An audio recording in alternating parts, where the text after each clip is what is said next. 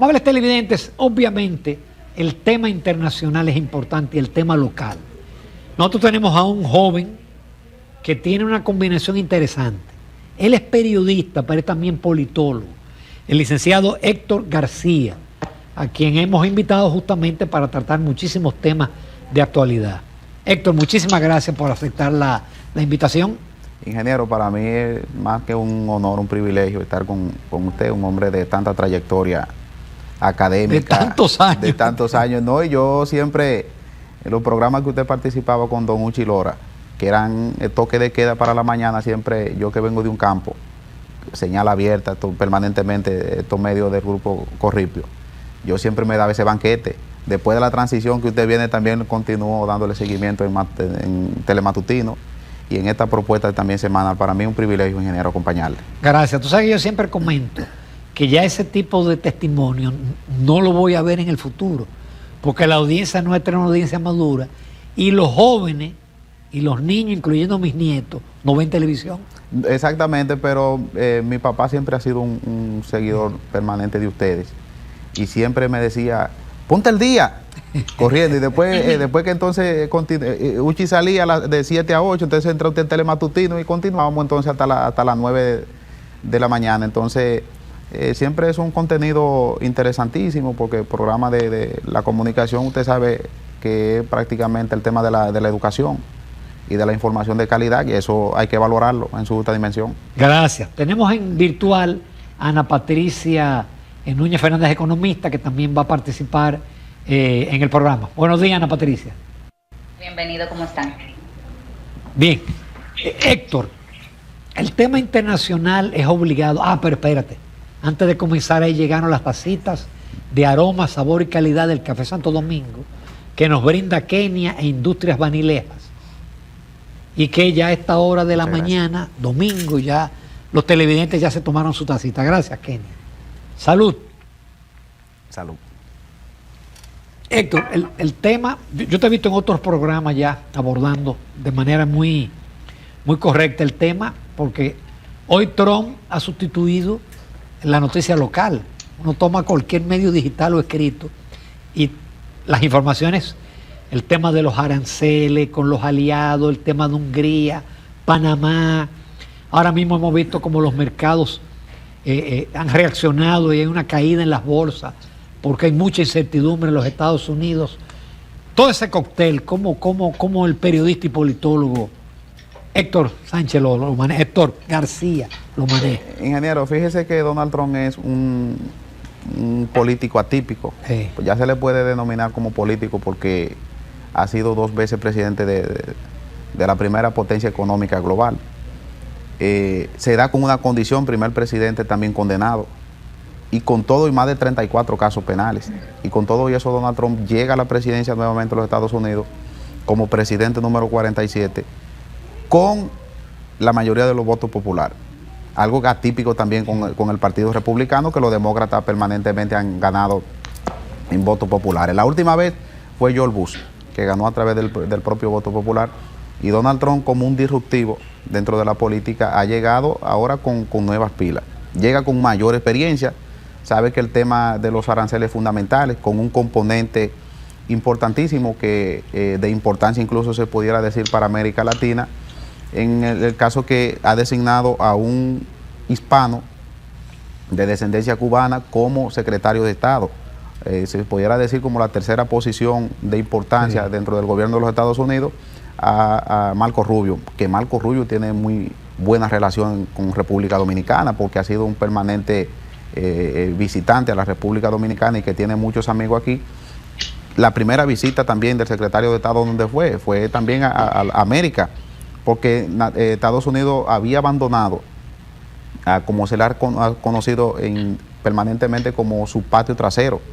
El patio no de forma despectiva, sino como una potencia hegemónica que tiene un conglomerado de países que le rodean, que permeado también, y que nosotros tenemos mucha dependencia de los Estados Unidos, porque ¿cuáles son los países que visita Marco Rubio en su primera visita? Llega a Panamá, hay un conflicto de interés en Panamá con el canal.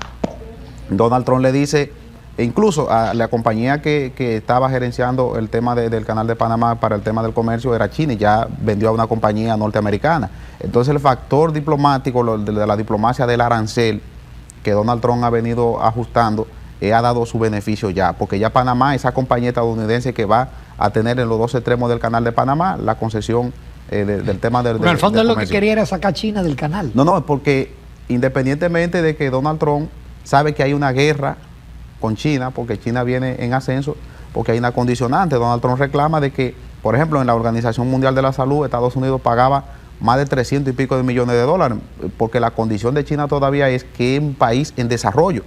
¿Y qué país en desarrollo? Un monstruo de país.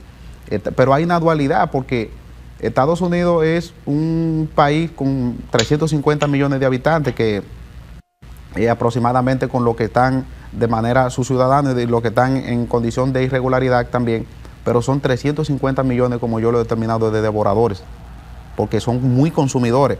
Entonces consumen más que incluso los más de 1.350 millones de habitantes chinos. Entonces este mercado norteamericano o estadounidense es de suma importancia, incluso hasta para nosotros que representamos exportadores de migración, de que representamos también una exportación permanente de productos dominicanos a Estados Unidos, al igual también que muchísimos países. Si vemos también el conflicto que hubo con Colombia y Estados Unidos, que Petro tuvo que retroceder en la lucha. ¿Por qué? Porque Estados Unidos, con la aplicación, supongamos que aplicara un arancel a las flores que se exportan de Colombia a Estados Unidos, y ahí llegaba San Valentín, donde Colombia exporta solamente flores, es el mayor exportador de flores a Estados Unidos.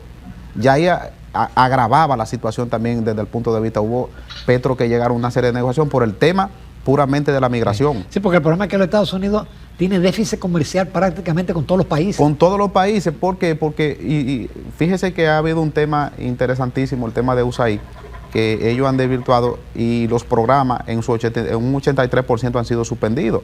Decía Marco Rubio que un 18% de esos programas lo va a manejar el Departamento de Estado, porque esta agencia norteamericana de asistencia que inició con Kennedy prácticamente, con aquel famosísimo programa que era de ayuda principalmente para los países aliados. ¿Quién nos recuerda, por ejemplo, aquí que llegaban muchos productos alimenticios de la USAID, mucho queso, mucha leche, que llegaban de los Estados Unidos, y que ha sido un factor también para muchos proyectos educativos, culturales, pero ellos entendieron, la administración Trump, de que esos programas estaban con un proceso de ideologización también de lo que... Lo cual es verdad. De lo cual es verdad, de los valores que propugnan. Naturalmente, un partido republicano con muchísimos ribetes de los temas de los principios y los valores de ellos como tal. El Partido Demócrata, cuando gobierna, apertura con una serie también de elementos y da una integración a otra parte también de la sociedad, pero en este caso los republicanos, y Donald Trump ha reconocido dos géneros, que ha establecido hombre, mujer, más sin embargo los demócratas daban otra condicionante de que si usted se quería sentir de otro tipo con otro condicionante como ser humano, eso es entonces a discreción suya. Adelante, Ana Patricia. Tomadas hasta el momento por Trump, ¿te parecen realmente correctas? ¿No crees que ha habido cierta radicalidad en algunos de los aspectos de las cosas que él ha hecho hasta el momento como presidente? Sí, fíjese, Ana Patricia, lo que sucede es lo siguiente, que Estados Unidos no puede estar en sentimiento con... la potencia no tiene sentimientos, ni tienen amigos, ni tienen enemigos, solamente tienen intereses.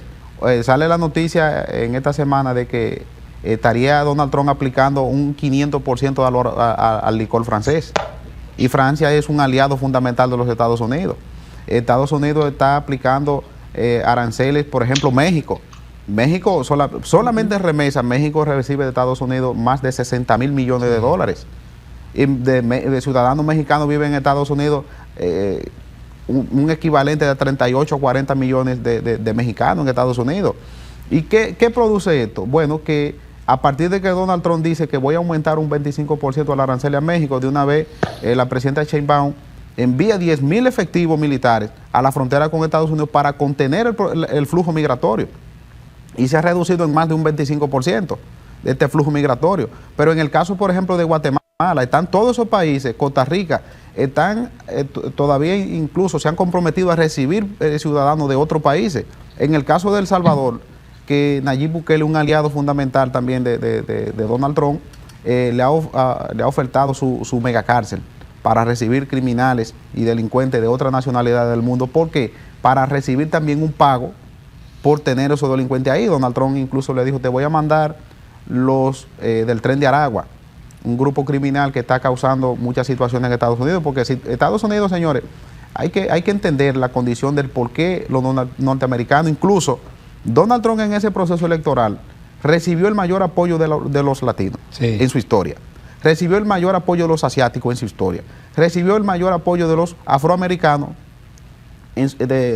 norteamericanos, en la historia para un republicano. Entonces, esto es un elemento que nosotros como latinos nos pudiera ser un poco chocante, pero desde el punto de vista de las relaciones internacionales, desde el punto de vista también de la geopolítica, Estados Unidos está volviendo, como él dice, a ser grande otra vez. Porque había una decadencia como potencia de los Estados Unidos, independientemente de que el propio criterio de Donald Trump se salga un poco y que sea un poco avasallante con el tema de los aliados. Pero ahí viene el proceso de la OTAN o NATO, como se les reconoce, esta organización de alianza militar con Europa, y Donald Trump le ha dicho a ellos, porque ahí se comprometieron a invertir de su Producto Interno Bruto aproximadamente un 3% en seguridad.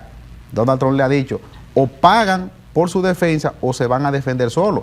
Y la defensa consiste también que Donald Trump tiene un monstruo que se llama Rusia, que Donald Trump ha buscado la manera de paralizar un conflicto, una guerra.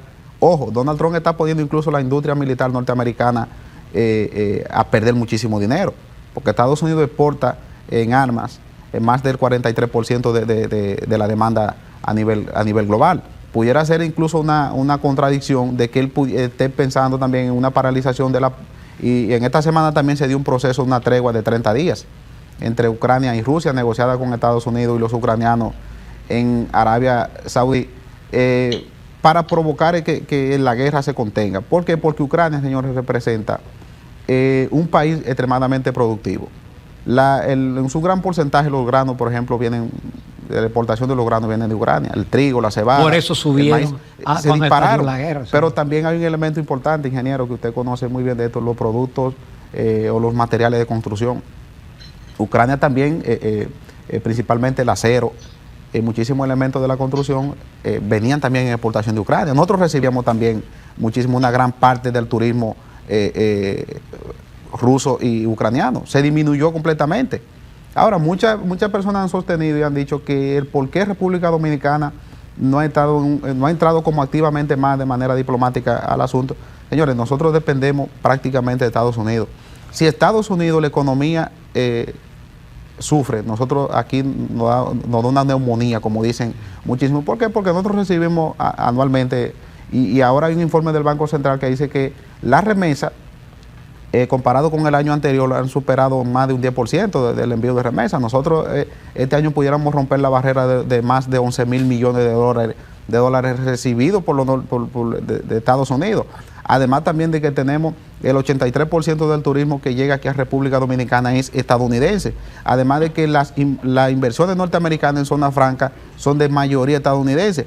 Además de que tenemos aproximadamente 2,5 millones de dominicanos que viven en suelo estadounidense, que de manera regular e irregular, y que envían remesas permanentemente. Pero hay un componente importante, ingeniero, que es el elemento de algún tipo de materia prima que llega que no se contabiliza como tal. Por ejemplo, tanques de comida, de ropa, que llegan aquí, que eso supera más de 20 mil millones de dólares también, que eso no se ve prácticamente. Entonces, nuestra dependencia con Estados Unidos, nosotros hemos jugado un rol en esta administración también con el presidente de la República y el propio Roberto Álvarez, han tratado de manera de la diplomacia de mantenerse activos en los bloques también por ejemplo, vemos que ahora hay un nuevo secretario de la Organización de Estados Americanos, donde el canciller de Surinam ganó el proceso. ¿Por qué? Porque Donald Trump con su capacidad disruptiva también ha provocado grandes cambios también con esto. Una discusión de Donald Trump prácticamente provoca la caída del primer ministro canadiense. En Alemania, Donald Trump y su vicepresidente apoyan abiertamente a un partido de extrema derecha, la AfD de Alemania. Queda en segundo lugar un partido con apología nazista Por eso que usted ve que hay un cambio brusco ahora mismo también dentro de la ideología conservadora extrema que ha crecido en el mundo exponencialmente.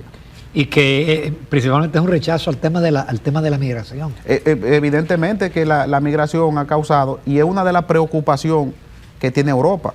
Porque ¿por qué Europa quiere que Ucrania sea parte de su bloque, de la Unión Europea? Por lo que representa Europa. ¿Por qué? Porque por Ucrania pasan los dos principales gasoductos de gas de Europa para llegar a Rusia. Pero esto ha encarecido, por ejemplo, usted mencionaba al principio del programa a Hungría, que ha sido la resistencia dentro de la Unión Europea, o un aliado de Donald Trump y un aliado del propio Putin, ahí Víctor Orbán, que ha defendido... Que es un hombre de mano dura. Es un hombre de mano dura y que tiene 20 años en el poder, y que ha reconocido también que Rusia, porque ninguna potencia que se sienta acorralada no va a actuar como actuó Rusia, y no estoy justificando el tema de la guerra y la agresión rusa a Ucrania. Ahora bien, Estados Unidos se comprometió con el surgimiento de la OTAN, con la disolución también del bloque de la Unión de República Socialista Soviética, de que esa parte de países del Báltico y del Este no iban a entrar en esa franja de defensa. Más sin embargo, se han extendido. Eso fue un error. Fue un error porque si Rusia está tranquila, ese monstruo, y el que ha leído poco de la historia sabe de que todo el que entra a esos 17 millones de kilómetros cuadrados, con vastos recursos también como Rusia, Napoleón fue y fracasó. Todo lo que han llegado ahí también en el proceso, y hay que recordar también que Rusia jugó su papel fundamental, fueron los que entraron también cuando la caída de Hitler, porque Rusia hoy es reconocida como la potencia villana, más sin embargo en la Segunda Guerra Mundial jugó su rol, jugó su papel, y aquella también conferencia de Yalta, donde tuvieron los tres grandes, Stalin, Churchill y estuvo Franklin Delano Roosevelt, también que llegó la repartición del mundo. Y Trump ahora lo que hace... Porque ahí se repartieron el mundo. No, se repartieron el mundo. Ahora lo que llega, incluso Rusia tocó su parte de parte de Europa, su hegemonía. Entonces lo que pasa es que Europa ahora entendió de que a Rusia había que prácticamente aislarla de una manera. Incluso Rusia con el tema de las sanciones no ha causado el efecto que se esperaba prácticamente el mundo, porque Rusia incluso se ha convertido en un exportador también de productos. Y la zona que está controlando Rusia de Ucrania es la zona industrializada de Ucrania. Otro punto importante que tenía Rusia es el elemento de que Rusia no tenía un puerto de agua caliente. Entonces con Crimea ha llegado y ha logrado a tener en esta área de aquí de Crimea aguas calientes para salir también y para la exportación, porque... Por eso es que en la negociación ellos no van a soltar ni Crimea ni la parte que le llaman el Donbass. No, es difícil que ella, Rusia, con el control absoluto de esto y el proceso de negociación que vaya a tener Estados Unidos, vayan a ceder a estos territorios como usted dice. ¿Por qué? Porque ya prácticamente la gente dice, pero ahí hay un tema, un componente incluso cultural histórico, porque ¿cuál es el idioma que hablan los ucranianos? Es ruso. Además, el origen también del pueblo ruso es la Rus de Kiev, o el ruso ucraniano, que étnicamente también tienen una fuerte dependencia, también los propios finlandeses, los propios... Entonces tienen una similitud, además de que en un momento fueron parte de un propio sistema, de una unión de repúblicas socialistas, claro está, gobernada por Rusia, por Moscú. Vamos a una breve pausa y en el próximo segmento, Héctor García, vamos a hablar del país, de la política nuestra, y lógicamente el tema de Haití no puede quedar fuera en cualquier entrevista. Volvemos en unos minutos. Amigos de Propuesta Semanal, continuamos conversando con el licenciado Héctor García, quien es periodista y politólogo. Héctor, se presenta un escenario político muy interesante. El presidente ha dicho que no se va a reelegir y empezó desde temprano una contienda interna dentro de lo que es el PRM de varios candidatos que se presentan como posibles figuras. Dentro de la propia particularidad que tiene el propio PRM en este momento, que tiene aproximadamente 7, 8 precandidatos, donde no hay una definición como tal, el presidente ha permitido, incluso en un proceso a destiempo de campaña interna dentro de un partido político y un presidente que está gobernando, y dentro de esos propios también precandidatos hay muchísimos funcionarios. Y se evidenció esto también en la propia presentación de rendición de cuentas en el Senado de la República, donde al presidente subió solo. y donde cada precandidato de estos lo esperaba una avalancha de sus acólitos, su propio también dirigentes que le acompañan. Incluso ya ahí se visualiza la soledad del poder, sí, como se le reconoce la propia soledad del poder. Ahora, el PRM ahora mismo está en un proceso de consolidación como partido político. Si la oposición no entiende la dinámica de que deben tener también el sentido de la unidad, el sentido de la familiaridad, porque la familia bochista o ese bloque bochista es una familia. Divididos no van a ganar el proceso electoral del año 2028. ¿Por qué? Porque el PRM, el presidente Abinader, todas las encuestas o todos los sondeos de opinión le dan una alta valoración. Además, al PRM como partido le dan más de un 40%. Si usted ve un partido que supera el umbral del 40%, dice también de que hay un proceso. La Fuerza del Pueblo viene en un proceso de consolidación como partido de oposición. Se habla de un tema propiamente de una efervescencia dentro de la Fuerza del Pueblo, del caso de Omar Fernández. El propio presidente Fernández también mantiene una alta valoración, pero tiene también una alta tasa de rechazo, que eso es también un componente, pero hay una discusión que se da, y el proceso interno también de la Fuerza del Pueblo, que va a ser fundamental en las decisiones que tomen en este Congreso para la definición de su estructura interna. El presidente Fernández naturalmente va a continuar, no creo que nadie vaya a enfrentarlo ahí internamente por la presidencia del partido. Ahora la discusión está por la Secretaría General del partido, que ha generado una cierta animadversión dentro de los propios candidatos, pero ahí hay un compromiso incluso hasta ético, que quizá el propio presidente Fernández va a tratar de mantener con el caso de Peñita, que no creo el secretario general actual. Ahora, hay unos candidatos legítimos, en el caso, por ejemplo, ahí está Dionis Sánchez, que yo creo, a mí de modo particularmente, Dionis Sánchez sería el candidato ideal. Coincido contigo. Si yo fuera de la Fuerza del Pueblo, yo dejara a Peñita como secretario ad vitam. Realmente él no está en condiciones de lo que... Porque el problema de la Fuerza del Pueblo es que es Leonel. Y ahí se necesita un secretario general activo, que opine, vocero. Exactamente. Entonces, una de las debilidades que tiene la Fuerza del Pueblo es esta. Dionis Sánchez, en el caso de Dionis Sánchez, que tiene experiencia, más de 20 años legislador, y además también tiene un trabajo a lo interno también de esa organización política, y la Fuerza del Pueblo necesita una visibilidad, una visión también de Secretaría General, porque Peñita tiene limitaciones físicas que no le van a permitir recorrerle en este escenario que ellos se están jugando, porque ojo, el PLD puede recomponerse con una derrota electoral de la Fuerza del Pueblo nuevamente. ¿Por qué? Porque el Partido de la Liberación Dominicana, decía Ana Patricia, que sí está en un proceso de reconfiguración, pero ha salido Danilo Medina reivindicado. Se está reivindicando Danilo Medina en el sentido de que este pueblo olvida fácilmente cualquier tipo de cosa. No, y hizo cosas buenas. El gobierno de Danilo Medina, si usted analiza, tiene más luces que sombras, principalmente en el tema agropecuario, de obras. Por ejemplo, ahí está Punta Catalina. Punta Catalina se discutió bastante el tema de la generación de esta energía, más sin embargo ha sido un factor positivo importante también para la generación de energía eléctrica para este país. En el caso también hay un secretario general jovencito, y más sin embargo el PLD o la propia Fuerza del Pueblo no ha tenido este compromiso incluso de resaltar a la juventud en este caso. ¿Por qué? Porque ha estado ausente. El secretario de la Juventud del PLD, José Ernesto Abú, yo tengo prácticamente 4 años que no sé de la existencia de la reactivación de la juventud del propio PLD, de la propia Fuerza del Pueblo. Es una debilidad incluso como partido.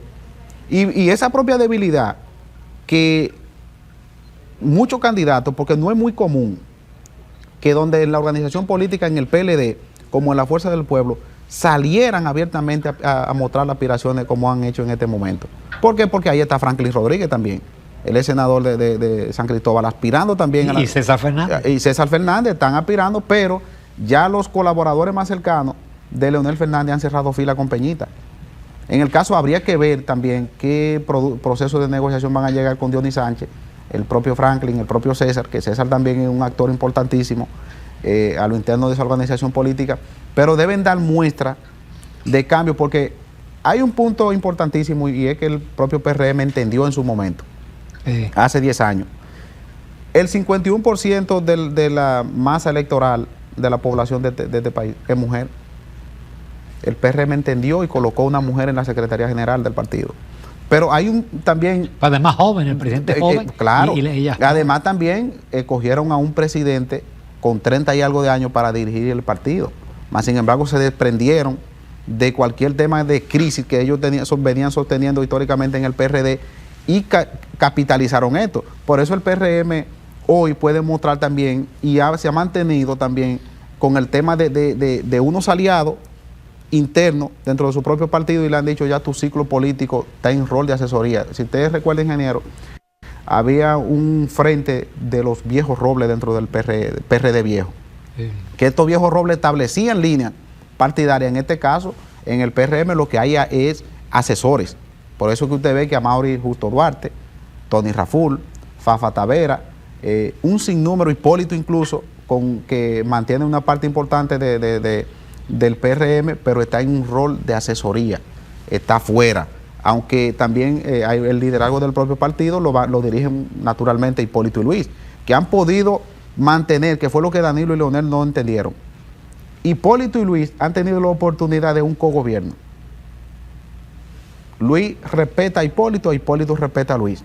Y Luis le pide cierto consejo a Hipólito le pide consejo a Luis. Y por eso han mantenido una estructura. Y además, una buena parte del gobierno es de Hipólito Mejía. No, pero por eso es que Luis entendió, porque en el año 2011, en el proceso interno dentro del PRD, Luis hizo quizá la jugada política más interesante de los últimos 100 años en este país, que fue apoyar al presidente Mejía en el proceso interno en contra de Miguel Vargas. Que Miguel Vargas es el único candidato, yo creo, en la historia política de este país, que sacando un 42% en un proceso electoral nacional presidencial, no gana un proceso interno dentro del propio partido político. Más sin embargo, Luis Abinader en el año 2000,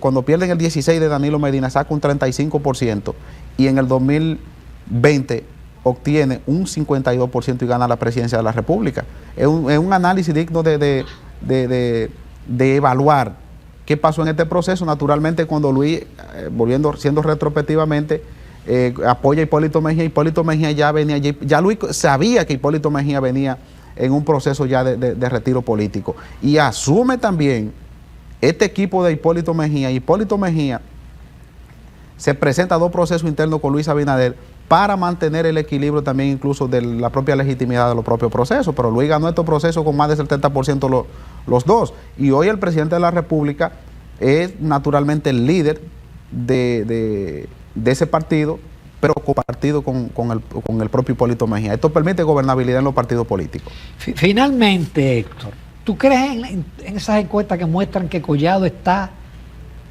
en un primer lugar y sus simpatías superan casi la de todos los precandidatos juntos? Bueno, evidentemente de que él cuenta con una alta valoración.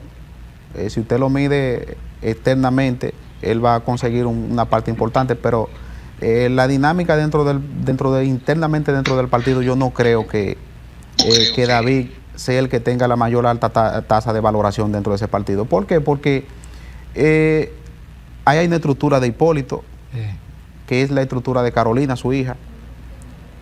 Carolina tiene una estructura extraordinaria. Además también tiene el principal ayuntamiento del país. En el caso ahí está Wellington Arnaud, una estructura también extremadamente poderosa. Muchos alcaldes, muchos diputados, muchos senadores. Ahí está el caso también del propio Guido Gómez Mazara, que se presentó a un proceso electoral en contra de un presidente. Y sacó un 5%. Le sacó un 6%. Y eso hay que resaltarlo. Incluso ahí está también el propio Yayo San Lobatón, que está haciendo también un ejercicio internamente muy interesante. Pero va a ser una discusión, y el PRM tiene que cuidarse del fantasma del año 2019 del PLD en ese proceso electoral. Pero en este caso no habrá un candidato porque el presidente no va a un proceso interno. Lo que habrá es una discusión internamente donde esa convención será muy reñida y que deben tener también una inteligencia emocional extremada para aceptar cualquier tipo de resultado, porque estos resultados cuando pasen va a ser por 2 o 3 puntos el ganador. ¿Por qué? Porque se va a diluir la capacidad de los votos. Ahora habrá que ver la situación, porque hasta ahora tengo entendido de que el presidente de la República que va a presidir el PRM a partir del año 2026 y tiene un grupo también de colaboradores que son los que le van a acompañar en este proceso, porque el presidente sabe de la importancia de dejar su partido en el gobierno, que fue lo que entendió el propio Leonel Fernández en el año 2012, lo que no entendió Salvador Jorge Blanco en el año 86, que esto le produjo a él, le costó la cárcel, le costó tomar cárcel y la destrucción y pasar por un proceso de oposición aproximadamente de 14 o 15 años que duró el PRD en ese momento. Y en el caso de Hipólito Mejía, naturalmente por el tema de la crisis interna, de que una serie de precandidatos nunca establecieron ni se pudieron poner de acuerdo. Entonces el presidente, como decía Hipólito, tiene que presentar, el partido no puede presentarse a unas elecciones sin candidatos. Entonces habría que ver si dentro de estos propios candidatos, yo lo que creo que ha habido un bombardeo, va a generar también, claro está que la encuesta genera un tipo ante la sociedad, genera también un impacto, porque va a condicionar también, pero estas encuestas también tienen un sentido, a que no le resto credibilidad a ninguna encuesta que se haya hecho, y más encuestas de prestigio que han salido, pero eso externamente, porque habría que ver el desempeño, o habría que ver, porque han medido también, incluso han medido con el presidente Fernández, han medido Omar, que sale también en un proceso. Sale más que el papá. Sale más que el papá, pero lo que a la gente se le olvide es lo siguiente, que Leonel llegó a ser candidato como Leonel y Omar llega a presentarse como Omar, el hijo de Leonel. Ya Leonel venía en un proceso de consolidación como académico, un proceso de consolidación como escritor. Y una de las cosas que yo digo, pero los políticos ahora no escriben. Antes, aunque sí había los principales líderes de los partidos buscaban los brillantes. Por eso es que en el caso de Juan Bosch siempre se rodeó de gente con capacidad principalmente. Por eso vemos el éxito de la vanguardia del pueblo. El propio Peña Gómez también estuvo rodeado permanentemente de Tirso Mejía Ricard, de Augusto Tolentino Dick, de una serie de intelectuales también que aportaban. En este caso yo no digo que no se formen. Ahora, el caso de Leonel Fernández todavía, porque aquí el retiro político es difícil. Balaguer estuvo fluctuando en el escenario político hasta que murió en el año 2002.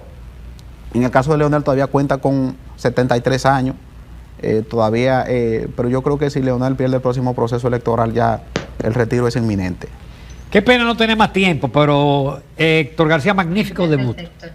Serás un invitado frecuente de Propuestas del Telematutino. Gracias. Ana Patricia, muchísimas gracias por tu participación. Gracias a ustedes. Nos vamos a comerciales, continuamos en Propuesta Semanal.